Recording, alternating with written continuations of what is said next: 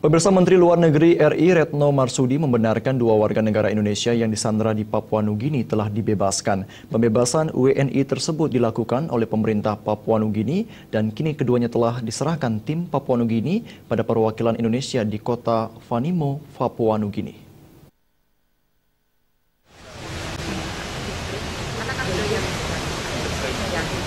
Dua warga negara Indonesia yang disandra kelompok bersenjata di Papua Nugini telah dibebaskan pada Kamis 17 September 2015 malam waktu setempat.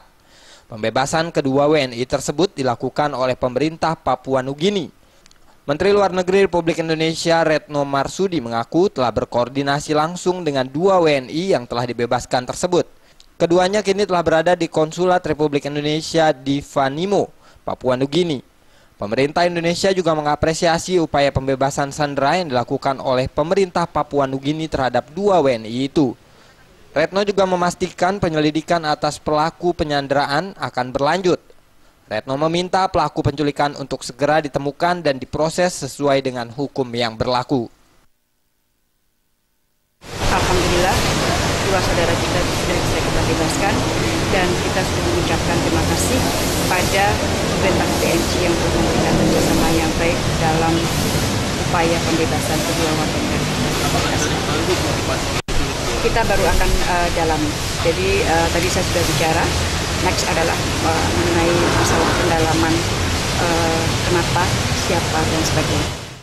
Sejak Rabu 9 September lalu, 2 WNI bernama Sudirman dan Badar disandera oleh orang tak dikenal di Papua Nugini. Kedua WNI tersebut merupakan pekerja di perusahaan penebang kayu di Skofro, distrik Kerom, Papua Nugini.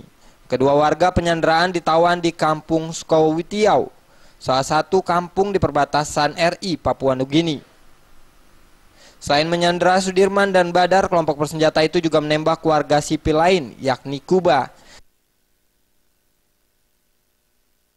Dari Jakarta, Rifan Alfidian melaporkan.